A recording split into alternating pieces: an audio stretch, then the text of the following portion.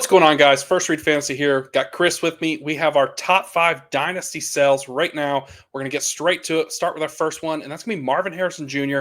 I know a lot of people aren't going to like this. It's a big-time prospect with a big name, but for me, I think it's just someone you could go and get a little bit more production and probably even get a plus on top of him, finishing as wide receiver 29 last year on 885 yards with 62 receptions, just over 11 points per game. The QB play in Arizona is just frankly not that good. Kyler Murray has kind of been up and down. And for me, I think you can go get a wide receiver with more opportunity and someone that can provide a little bit more for your fantasy team. Right now on Keep Trade Cut, he's wide receiver 11. In my personal rankings, he's wide receiver 13. I know that's not much, but we're talking about the high profile players. So for me, I'm going to exploit that, trust my rankings, trust the process, and I'm going to go check in on the manager. Go look and see if you can see guys like Ladd McConkey, maybe Drake London, Nico Collins, JSN. These are all guys that I think can offer more production this year and in the future. Not to mention guys like Ladd or JSN, you can probably get a plus on top of that. So I know a lot of people are going to disagree with selling Marvin Harrison Jr. You can get a premium for him just because of the name. But Chris, I'll kick it to you. What are you doing with Marvin Harrison Jr.? Are you selling or are you buying? It depends on what you're able to get back for him, but any of those names you listed, I think I would take over Marvin Harrison at this point. I don't have my rankings in front of me right now to reference them, but I think they're all kind of in that same cluster together. Personally, I'm fine selling Marvin Harrison at the value he's currently worth. If that makes Okay. sense to me. Yeah, I mean, I totally get it. I think that there's some value there just with the name alone, and I'm going to capitalize on that if I Yeah, can. I think he's a good player. I'm not sure that he's going to be a great or game-breaking player, and I think that some of those other names have the chance to really improve your roster and give you sure, more production now and later. sure, makes sense to me. Let's get to our next sell, Chris. Who you got? Yeah. So my first sell is going to be Kenneth Walker, running back from the Seattle Seahawks. It's not so much of an anti-Kenneth Walker take as it is his value to what his production has been so far.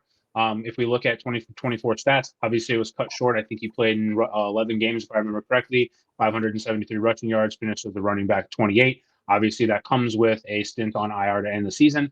But aside from that being his first stint on IR, I also want to highlight he's got injuries every single year since he entered the league, all of which have been lower body. You're talking oblique and core, you're talking ankle, you're talking foot, you're talking calf injuries, and he's already injured right now.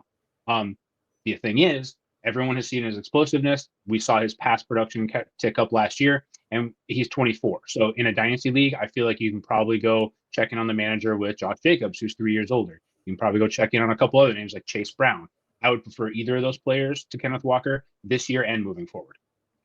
Yeah, I think Walker's one of those interesting stories where it does kind of come down to the injuries, whether you're going to trust that he can be healthy or that he's going to stay injured like he has been in the past. You mentioned this past year, I believe he missed 5 games, which is the most of his NFL career in one season. The years before that, he missed 2 games each year. Now, my viewpoint on it is running backs typically will miss some time, so a game or two each year is kind of to be expected. I know you kind of had some pushback to that. We've talked about it, so I'll let you respond in a second. But for me, he's someone that I'm not quite ready to sell. I would buy him if I can, just simply because of the names around him, and we'll get to that more in a second here. But if you look over on Keep Trade Cut, he's currently RB15. Obviously, there's some work there that you could do. You mentioned names like Chase Brown. If we're talking about a young 1-year window and I'm win now, I would absolutely want to have Chase Brown. That's a great name to use just to capitalize on the opportunity. And that's, for me, a guy who's been pretty critical of Chase Brown. Yeah, and that's fair. And the argument to the production last year, and we saw his production tick up to 17 points per game. I think prior he had been around 13 points per game. Yes, we saw the points per game jump up. However, the increased workload and the increased receptions and targets also led to his most missed games of his career, including his first stint on IR. So I would argue that, yeah, more work, but also more injuries. Yeah, and you mentioned the work. We saw the uptick in the passing with 46 receptions. That's pretty good for him in only 11 games. Maybe that led to the injury, maybe not. I think it kind of can be a reflection of going forward. This team lost 2 pass catchers, so we'll see what happens with that offense with DK and Tyler Lockett being on the move. But it kind of folds into our next sell, Chris, and that's going to be James Cook. James Cook is coming off a phenomenal year where he had 18 touchdowns. He had almost 17 points per game. Right now, he's going 55 overall in startup drafts. And the reason why I said I like Walker is because Walker's actually cheaper than James Cook. Walker's going 68 overall in startup drafts. And I would rather have Kenneth Walker, he's 10th overall in my personal rankings, whereas James Cook is much further down. I think that the sell window starts now. Obviously, we've got the contract issues that are already there. Is he going to play? Is he going to sit out? I don't think so. I think he'll play. But you have to add in the fact that Ray Davis, when he got the opportunity, he played very, very well. And again, when we look at James Cook last year finishing as RB8 overall, 207 attempts, just over 1,000 yards. The receiving work's just, it's okay, not necessarily going to blow you away, but it's those 18 touchdowns. That's a really high number. Me personally, I would expect that number to come down as we come into this upcoming year, just because that's really high. And not to mention, he's going to have to deal with Josh Allen at the goal line, who's probably going to shark some of those. We know he likes to run it in. I mean, James Cook, again, had a fantastic year, but just in my opinion, I think his value is just a little bit too high, and I would be looking to capitalize on the names around him. What's your thoughts on James Cook, Chris? Overall, I'd say I agree with you. His value might be a little high for what I expect his production to look like moving forward. I do agree that touchdowns were outlandish. I think we were talking roughly 42% of his his fantasy points from touchdowns. That's not repeatable. I think we all expect regression in that department. He's also on the last year of his deal with no news on the horizon of a new deal coming. Whether or not it gets done, who knows? I don't think it will, but we'll see. That being said, I have him currently as my RB12. I have Kenneth Walker as my RB18. I'm taking James Cook over Kenneth Walker pretty easily just because Cook does have production and does stay on the field. That being said, if you could turn James Cook into a Jonathan Taylor, or maybe even I think you could possibly get a Breece Hall for him, I'd probably make that move either way. Yeah, and the other thing, it's not necessarily the biggest factor in the world, but it's probably something that we should consider, is James Cook is 26 years old. No, that's not necessarily going to say, oh, you need to sell him now, but it's getting to that point where, next year, the year after that, it's time to get rid of these running backs. The cases of Derrick Henry, those are few and far between. Now, obviously, we've seen the age of the veteran in the last 2 years kind of stay around. We've got guys like James Conner, CMC's still out there, Derrick Henry's out there, Alvin Kamara. These guys are kind of sticking around and staying in that mold. But there's also some guys that have fallen off. So for me, this is the time where I start to look to see, can I capitalize on James Cook name and go get someone bigger, someone better, someone that can improve my roster, and maybe even give me a little bit of youth to it as well. Because again, you mentioned Josh Jacobs. I would rather have Josh Jacobs than James Cook. I think that's someone that can provide immediate production, who was a staple of the offense last year, and just give you more value right now, and you're going to get a plus on top of that. So for me, that's the type of value that I'm looking for. If you're competing and you hold on to James Cook, I'm not going to fault you for that, because he's a great player and he's going to score points if he's on the field. But generally speaking, I'm looking to sell and see if I can find a younger piece or a higher profile piece if I can with James Cook's name value. That's fair. I would say that out of the three players we've talked about so far, I would prefer to have Marvin Harrison more than any of the other two running backs, followed by James Cook, followed by Kenneth Walker. I would trade either of those running backs with assets to get Marvin Harrison. That's not saying I'm fully in on Marvin Harrison. That's just where I'm at with these three players. Yeah. Well, Chris, why don't we just jump to our next sell you've got here? All right. Yeah, sounds good. This might be a little bit of a hot take. I think it's a name that might surprise some people, but it's Justin Herbert. We got a quarterback for the Los Angeles Chargers. Great season in 2024. Stats were fantastic. We saw an uptick in touchdowns. We saw an uptick in completion percentage. We saw an uptick in yards. Those all sound great. However, if you look at the team itself, the Chargers were, I believe, 10th in the league in rush rate last year with J.K. Dobbins, who I don't think any of us are too high on, and Gus Edwards, who we all know is pretty much washed at this point. Great career, but I think it's over. You add in Najee Harris from free agency, who they gave a one-year contract, sure, but it was still starter caliber money. And then they go out and spend their first-round draft pick on Amari and Hampton. You're talking about the 10th rush rate team spending a first-round pick and free agency money on two new running backs, two new shiny toys in a Greg Roman, Jim Harbaugh system that we know wants to run the football. I just feel like if you can take Justin Herbert and the uptick we saw on his season, this was the first time he increased his stats since 2021. 2021 to 22, he regressed. 22 to 23, he regressed. 23 to 24, he jumped back up. But he didn't even hit his 2022 numbers. So if you can take him and tier up and go get Joe Burrow, Jalen Hurts by taking Justin Herbert and a future first, I'm doing that in a heartbeat. I would also argue, depending where you're at in contending and rebuilding, if you're not a contender, I would also argue you could take Justin Herbert and turn him into Bo Nix or Jordan Love and a first. I would probably go either way with that. Yeah, I think my viewpoint on this is the latter there. If I'm a rebuilding team and you have Justin Herbert, that is the opportunity where you could say, "Hey, I'm going to move him for a guy like Bo Nix, like you just said. Grab that extra first. That's going to help you rebuild your roster, help you retool, give you more value."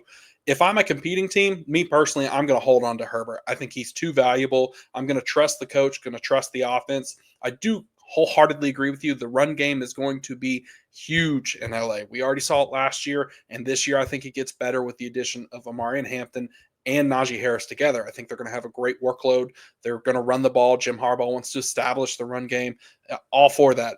But however, I think I do need to mention that Herbert got some upgrades as well. Amari and Hampton's great out of the backfield.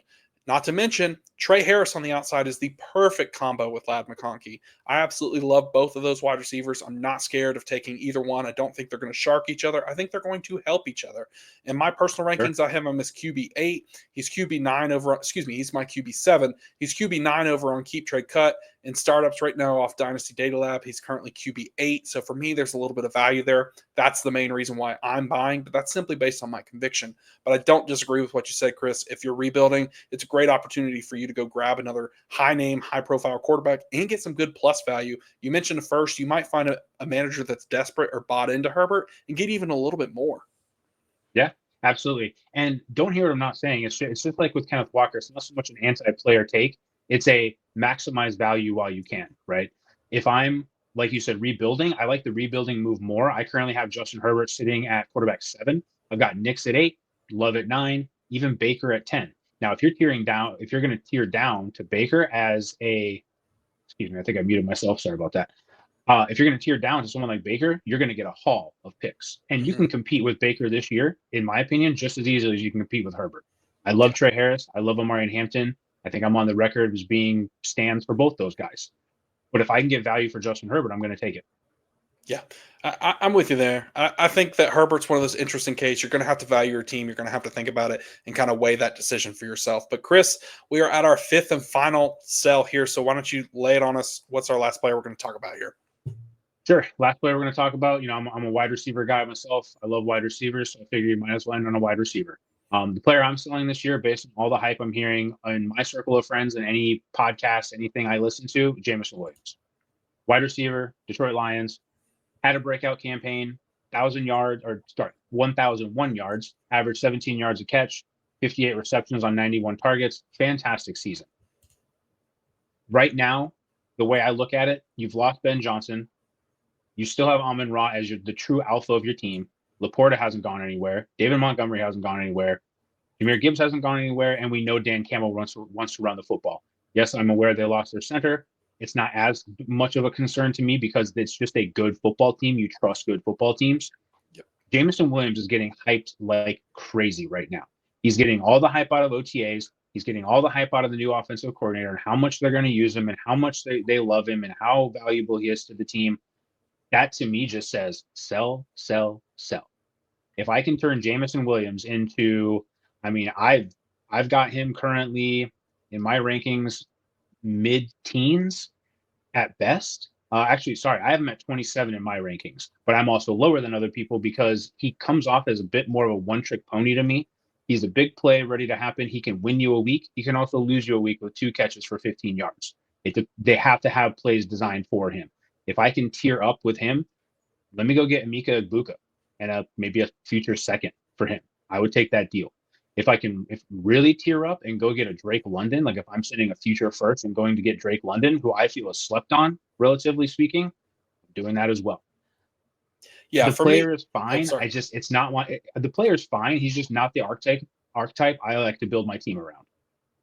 Yeah, I'm absolutely with you there. I'm going to sell if I can. If you look kind of where the value is right now from the public over on Keep Trade Cut, no, it's not the end all be all, but it's something to consider. He's currently wide receiver 23, and that's really high for me. In my personal rankings, I have him at 33. So big difference for me there. I would absolutely move a guy like Jameson Williams to go get someone like Trey Harris, who we've talked about. I'd go get Luther Burden. I'd go get Emeka Egbuka. I'd go get Devontae Smith because I think those are guys that can help you now and help you later. You mentioned he's a one-trick pony. He's absolutely going to do that. There's going to have 2 or 3 weeks this year. Well, he'll probably win you your week if he's on your roster simply because he'll have 5 or 6 catches for 120 yards and 2 touchdowns. It'll be 2 big plays. And if you have big play bonuses, even more points for you.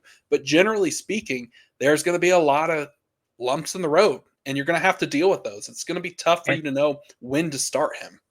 And that's what I was just going to say. And the hard part of a player like him, or even Xavier Worthy, almost made my list for the wide receiver to sell. It's the same kind of player.